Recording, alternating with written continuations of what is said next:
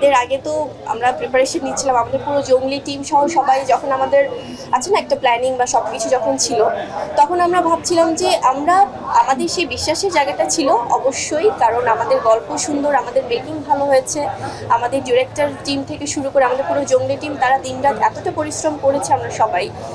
So এবং specially আমরা বলছিলাম যে জঙ্গলি পারিবারিক সিনেমা, ভালোবাসার সিনেমা, অ্যাকশন আছে, কমেডি আছে, সব আছে, তার পাশাপাশি কিন্তু এটা মিউজিক্যাল সিনেমা, অনেক সুন্দর সুন্দর গান আছে। সো বিশ্বাসের জায়গাটা ছিল দর্শক দেখবে, কিন্তু এতটা ভালোবাসা দিবে সেটা আসলে আমরাও খুব অভিভূত। আর এই যে দর্শকরা বের হয়ে, কারণ একটা সিনেমার প্রচার তো আমরা শিল্পী হিসেবে অবশ্যই করি, আমাদের টিম থেকে করে, কিন্তু বড় প্রচারটাই হয় কিন্তু দর্শকদের মুখ থেকে।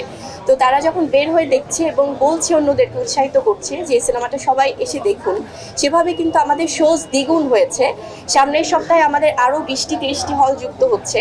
সো এটা কিন্তু হয়েছে শুধুমাত্র দর্শকদের ভালো লাগা থেকেই, ভালোবাসা থেকেই।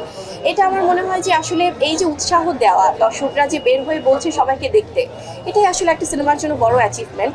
এবং আমরা ভাবছিলাম যে আমাদের বিকেলের শোজটা, কারণ সব কিছু সার্বিক পরিস্থিতি বিবেচনা করে আমরা ঈদের আগে ভাবছিলাম যে দর্শক দেখবে, কিন্তু আছে না বিভিন্ন টাইমিংয়ের ব্যাপারগুলো কেমন হবে, কিন্তু এখন আমাদের মিডনাইট এবং রাত বা সন্ধ্যা, দুপুর, সকাল সবগুলো শোজে হাউসফুল যাচ্ছে। সেটা সম্ভব হয়েছে শুধুমাত্র আমাদের টিমের পরিশ্রম এবং দর্শকদের ভালোবাসা, এবং অবশ্যই আমার যারা সাংবাদিক ভাই বোনেরা আপনারা যে আছেন, এই যে এত এত ক্যামেরা নিয়ে আপনারাই কিন্তু পৌঁছে দিচ্ছেন, কারণ আদারওয়াইজ কিন্তু এটা সম্ভব হতো না। আপনাদের লেখনের মাধ্যমে, আপনাদের প্রচারের মাধ্যমে, আপনাদের ভিডিওর মাধ্যমে, অনলাইন হোক, পত্রিকা হোক, সব কিছুর মাধ্যমে দর্শকদের কাছে পৌঁছাচ্ছে, আর দর্শকরা সেটি আবার মুখে মুখে প্রচার করছে। সো এটি আসলে